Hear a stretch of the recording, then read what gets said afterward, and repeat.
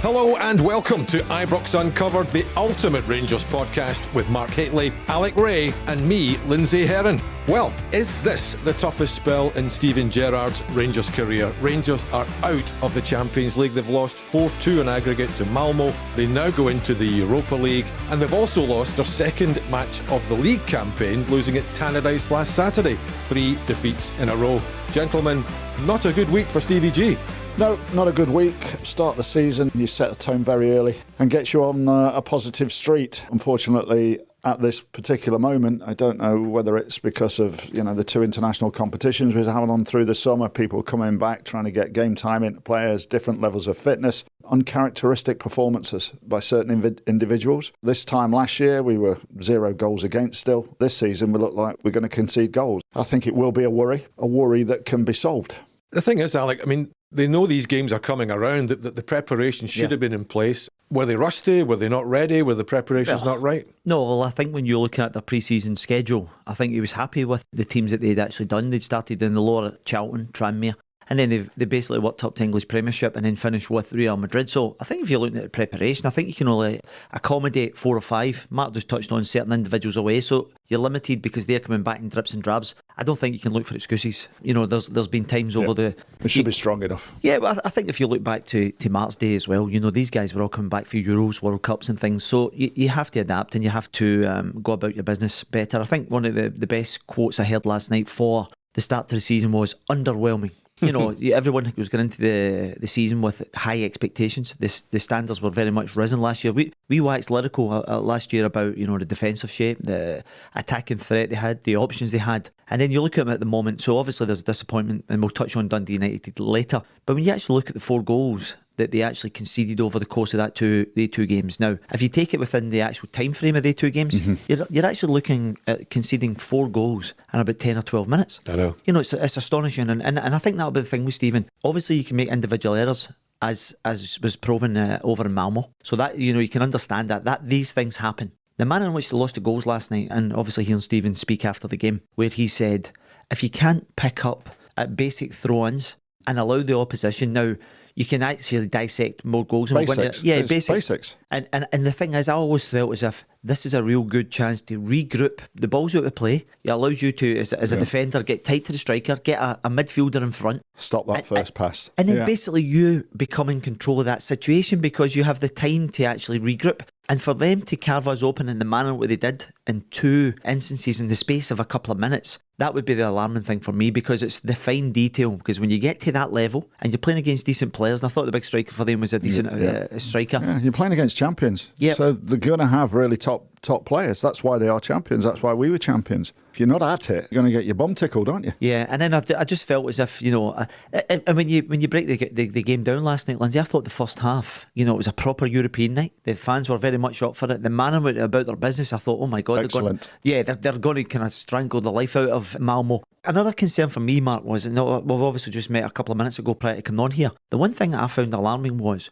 why were we allowing Malmo to play out for the back when you had a spare man? So you could have went like that, put 4 up, just go, there you go, man for man. Deal with that, yeah, absolutely. And then what happens is it's a fighting ball. They don't have control of it. You've then got the ball in the air and you're competing with a 1 striker. Even if he flicks it on, there's nobody to run onto. Yeah. So I thought from the very start, it was very naive for us to drop off and then press. For me, press up and then go long. Why aren't we doing that? That's back down to the basics again. It's a simple thing, but have you got the characters on the pitch that can see that? You look to the bench, but you have to have individuals that can fix a problem as it's going on. Yes. On the pitch. Yep. But Mark, listen, you've got 15 minutes to assess the whole situation, to see how you're going about your game plan, because the game plan has literally changed at half-time. Because it becomes more difficult against 10 men. That's what I don't get. No, but it doesn't become more difficult. Surely the game plan goes as, listen, we can afford to be a lot more aggressive in the press. The goalkeeper's trying to take an eternity to take set plays, which you do yourself. So why not just go, right, okay, push up, push up, push up. So you put your 4 offensive players up and allow them to go long, rather than giving them a foothold, because they actually grew in stature in the game. The fans get anxious, then they get the goal, then all of a sudden the tie's effectively done because they get that second one and we just couldn't break them down. That would be another disappointment for Stephen, that you have so much possession up until that final third again, and the actual quality getting into the box was bread and butter for their centre that halves. has been a problem for us for a while. I think having shots on target, we've been down minimal numbers, I would say, over this period of the season. Yep. Not having shots, having too many touches, feeding the ball wide, feeding it back into the middle, instead of taking on shots and making goalkeepers make mistakes or making errors. That's another basic. It is what it is right now, but it needs fixing quick. But how damaging is this, though? I mean, we talked about the money in our previous podcast when Dave King was on, and he alluded to how much money is out there with 2 Champions League qualifications. So that's 30 million out the window. That's gone. You now must get into Europa League, surely. That has been the cash cow for us, hasn't it? Conservatively, 20 million plus. That's your next go-to. And that's coming very, very quickly. It's coming next week, and it's going to be travelling as well. You're looking at all these things. Friday night becomes a big game for us. I mean, how do you react? You guys have both suffered the pain of going out of a Champions League qualifier. Moscow for yourself, Alec, and Sparta Prague for you, Mark, and Levski Sofia. And these are really difficult moments. How do you recover It's from character, it is. Character. I said last night, you can't afford to let your head go down. This is what you are. You are playing for a champion side. You cannot afford to let that head go down. You've got to be up. You've got to analyse where it's all going wrong. You think about it for 24 hours and you park it and move on. As I said last season in all the podcasts, that's the secret. Playing back in my day, and I always cast back to my days because it was championship. I played in that period. It is difficult sometimes when you're coming off your holidays to get back going again, especially when you're playing at international level. I think we started a season where we had 1 win in the first 4 games or something. We had a draw, a loss.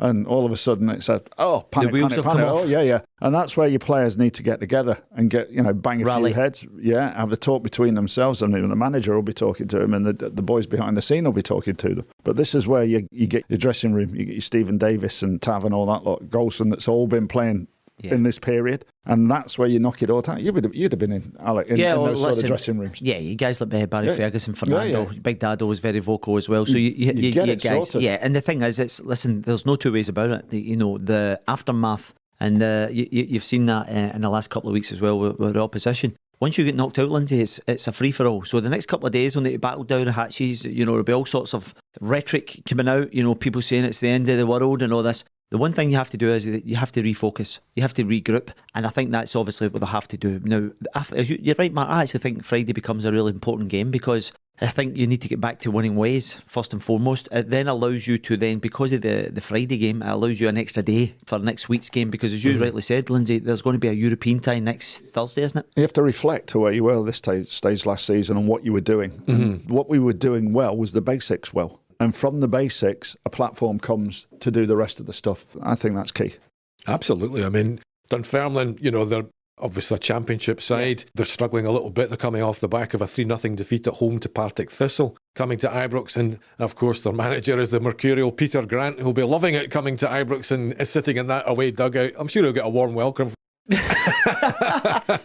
He was so professional in what you said there. Is a warm welcome? Yes. I was going to say with a straight face, but that wouldn't be true either. Listen, I think Granty will get a brilliant reception as always. Let's put it this way: his usual reception. Listen, I've known Peter for a few years now, and he's a character. But the one thing I know about him is he'll be trying to set up his team to put he will see a wounded animal at the moment. And it'll be an opportunity for him. Because the thing is, it's a free hit. Because no one in their right mind is going to actually think that Dunfermline can come to Ibrox and get that result. Rangers need to be professional. It'd be interesting, Mark, because do you rest people? Because obviously, or do you try and get minutes into people?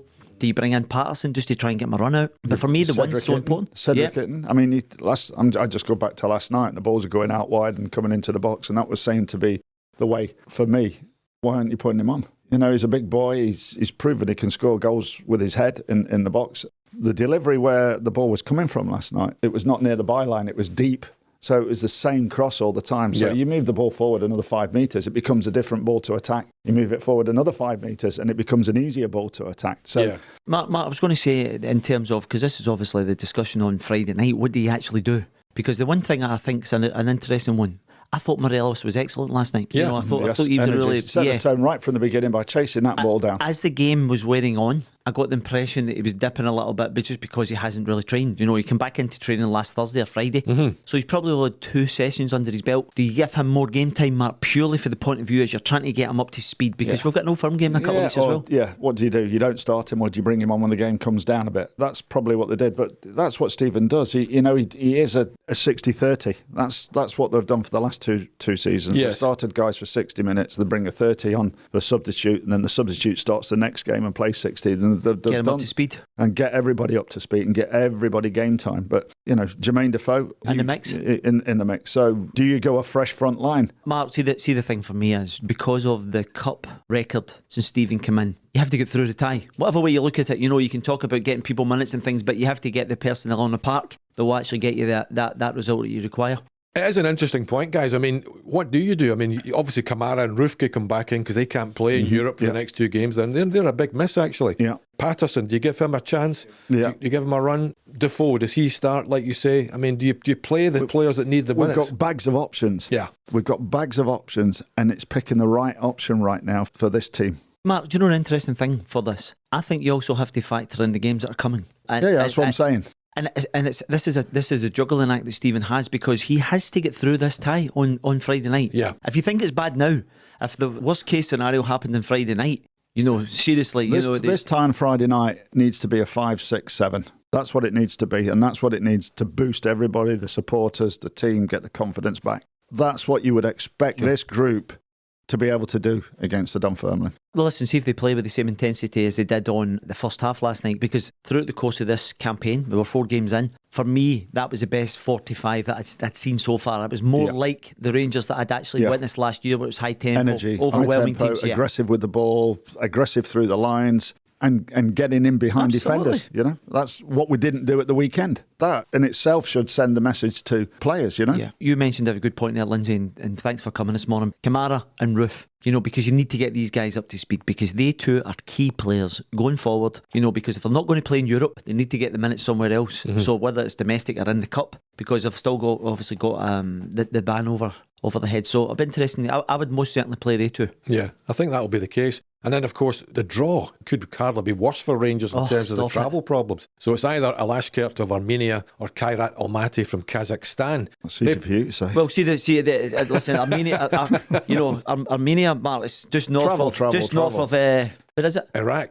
Yes, yeah. Iran, yeah. So, it's a kind of John. Will your hamstring take it on the flight to go over there? Slight hamstring, yeah. I'll be stretching my legs out for that one, I think. Yeah, bit of time in the sun. It's flying at this stage of the season. That's the last thing you won't be doing. You'll be doing long journeys, playing in the heat, then having to come back. And I think that the second week after that, we're all firm within 48 hours, just over 48 hours. So you've got that to worry about as well. Well, I think the first tie's at Ibrox, isn't it, yeah, Lindsay? So you would like to rack up a decent result, and it may well be the case that, obviously we're getting ahead of ourselves, and we'll touch on that closer to the time. But ideally, what you would like to do was get a positive result and maybe drop a couple out rather than travel. Maybe a Steve Davis, McGregor.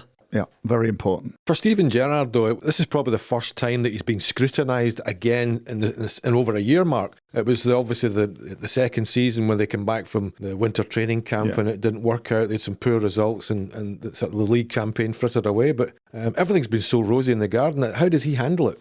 Probably in the manner he's used to handling things. As a player, he's been in these sort of pressures, dips in form or whatever, how you get yourself out of it. And probably thinking to himself, it's getting back to basics. And it is always getting back to basics, I think. A lot of work on the training ground. I think a lot of talking behind the scenes, his staff as well. A little bit analysing the hell out of the last 3 games. But that, I think, is what you do. You knuckle down. That's what you have to do. You knuckle down, you analyse, and then you try and put that into place that will counteract what's been happening over the last 2 or 3 games. But we found out, I think, for sure, last night, the first 45 minutes was the best that we've seen Rangers this season. So the key is there. That high energy, the high pressing, but it's just the basic stuff of defending. Yeah, but see when you talk about defending, Mark, it's not just that back line, because it's defending as a unit. You get your midfielders to be in the right position, and that was a prime example last night when Joe Aribo just has to come in front of Balogun, and the ball doesn't get into the box. Yeah, it was tortured. It was tortured down that left-hand side between Barisic and Balogun. That was a gap all day long in there for me. Yeah, it was a difficult night, but then they'd have to regroup. Yeah, so back to a Hollander, or does Balogun ride this one out? Well, I think you're going to see chopping and changing depending on what the personnel is. I think domestically, Balogun gives you the ability to get up to the halfway line, be aggressive,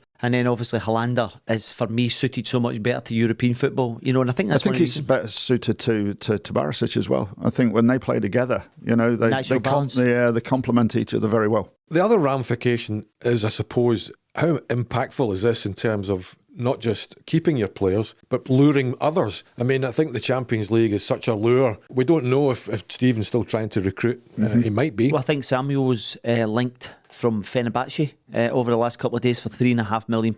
Listen, again, it's just rumours and speculation, but if he came in, Lindsay, you're then saying to yourself, how top heavy are we in that right hand side? Because we've obviously got Wright, you've got Roof, you've also got Hadji can play in that as well, and then you're bringing Samuel in. And Arfield. More of the offensive. You've got some options up there, Mark. For me, I think Arfield's more deeper. I don't really like Arfield as a right, but what I'm saying is, if they're talking about Samuel as well, Lindsay, in terms of recruitment, because I think it's important to recognise it never stops. But that would suggest to me that he's not quite happy. He wants more in there. And is he under pressure to sell now, Mark? Do you think one of the key assets has to be gone? Listen, the climate's changed very quickly, as we've seen, especially in Scotland. It rains, it's sunshine, and it's all that sort of stuff. But it's the same in football. You the 36 million or 35 million of Champions League money was there. Now it's not there. That cloud now comes. I think decisions will have to be made. But I think the final decision will be made by Stephen. If somebody comes and makes a big bid for any of our players, it will be down to Stephen whether he goes, and that money then is reused to strengthen the team in that area, that same area. So that's the important thing for me. I'd rather it be happening right now at the start of the season. As opposed to the end? To the end, where you start to fall away and you can't, as we did after the Dubai trip. Yeah. That's the positive I get out of this. That you've got time to recover. You've got time to rejig.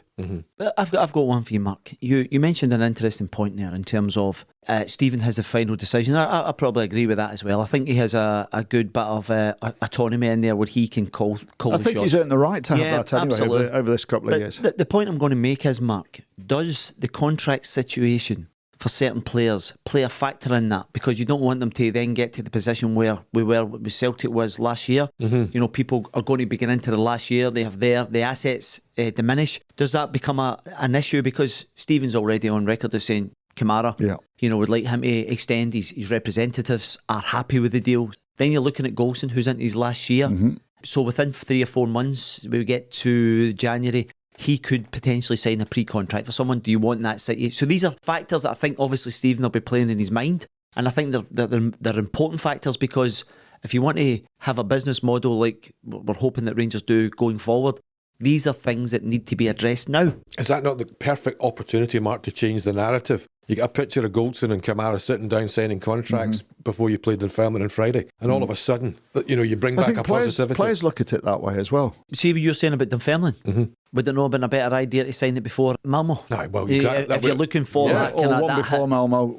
Absolutely, Mark. You're picking your right moment, to. But you want the biggest one is when you slow news day. But you just want the biggest impact possible to benefit the club and the team. So that would have been prior to Malmo for me. To get these guys tied get in. A reaction. So I think these things are still simmering away in the background, and I think they're things that Stephen will obviously be mindful of. I mean, obviously Morelos has made no secret of the fact through his representatives that he's got ambitions of playing elsewhere, which you understand. You understand that. But I have to say, Lindsay, this is the thing about Alfredo. Every year we come back and his representatives have got him to Timbuktu FC. But do you know the thing is, Mark? Can I say, I'm just going to cut you short there, because he's a young man still, right? Sure. As a striker. Yeah. And he's looking for 28, 29, 30. When he gets to that age, how good does he want himself to be? All right. I did it because I went into Europe to become a better striker and learned different techniques and all that sort of stuff. So I understand. I know, but more so driven by his agent right now, obviously, for the money. It's beneficial for him. Absolutely. But it is beneficial for him as a player, as an individual, because when he does go into Europe, he will pick up a different system, a different way of playing the game, a different culture, and it will benefit him. Definitely will benefit him. So he will become a better player. Listen, we've all been there. We all went to different clubs to become better players. I don't knock him for that, No, but what I was going to say on the second part of that was, Mark, that some players react differently to certain circumstances. Now, the one thing we can say about Morelos is every year he pitches up and he's been linked to everybody throughout the course of the summer. And then as soon as that window shuts, he goes about his business, he gets goals, and he's been very effective for the team. I don't have any reservations about. I don't have any reservations that he will be pivotal going forward if they can manage to keep him there.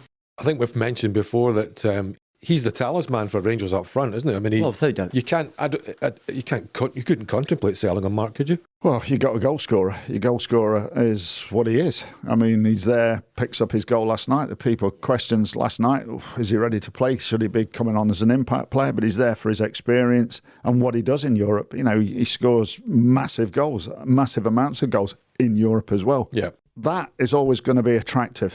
Do you know the way he went about his business last night? He terrorised that Malmo backline. I know. Single-handedly. Yeah. You know, he's brilliant mid... From the go. Yeah, from the off, he knew. So that gives you a flashpoint of what this boy can bring to the table. I've said this many times on this show and other shows. Morelos is by far the number one striker at Rangers. By far. Yes. You just couldn't contemplate accepting any offers, could you? Yo, everybody's got everybody's got a price. Everybody Lindsay, everybody has a number, and you don't know what's going on in the background and who Rangers have been because this situation is not a new situation with Alfredo, right? It's been going on for a couple of years. You know, Ross Wilson would have come in. That probably would have been the first conversation with Stephen, what we're doing, all sort of stuff. And they would be looking from 2 years ago, way down the line, for a replacement for him. Never get caught with your trousers down by your ankles. And I would say that's probably where we are well informed on what we're doing for going the future. Forward, yeah.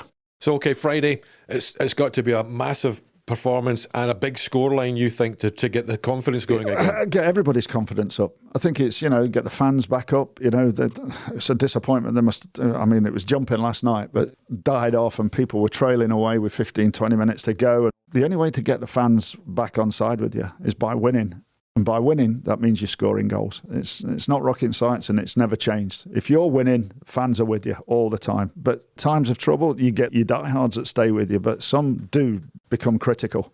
No, listen, I can't disagree. I think obviously the fans come back in their droves last night. It's great to see them back because the thing is, they are the lifeblood of the football club. They have been over the last decade, and they just want to see the performances of last year. So the quicker they get into some sort of... And I said this at the weekend, Mark. We're guilty of high standards. That's what we're right on. Oh, no, the expectations are very much risen. And I welcome that because when Stephen came in the door, the standards were on the ground, on the floor. And I says, the quicker we get back to our old ways, and see when you're actually demanding from your team... You're a victim of your own success. So the great thing about it is you have to live up to the expectations, and you have to deliver. And that is why you're at a club like Rangers, because the fans demand. And that's why Stephen wants 2 or 3 players for every position, because the standards that we've set and the massively high standards of the performances we had last year, once you've set that bar right up there, that's you having to tip that bar or go over that bar for the foreseeable future if you want to stay in the side. Yeah. Right? And that's what Stephen's done now. I think you go to the bench and you think, wow, look at that bench. That bench could be even stronger if it,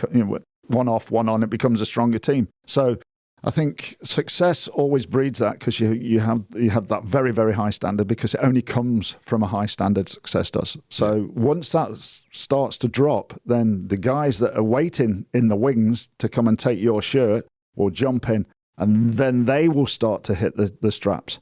And that means that you're out the side. So right now you've got people that are fighting to get back to the standards that they were at a year or so, 18 months ago. Tough week for Rangers, boys, but they've got it all in front of them. Oh, it's all there. No, listen, do you know the great thing about it is, I see after a couple of days, Lindsay, even the supporters, obviously they have that emotional... Digest everything. Absolutely. And then over there, then there's the next challenge comes along, and that's the beauty of being at a football club who are constantly playing. They need to get into the Europa League stage, they need to get in the next round of the Cup, and they need to get up and running in the league campaign. And listen, we've all been there before. It's a case of showing character. Character it is, and 2 characters I'm with today.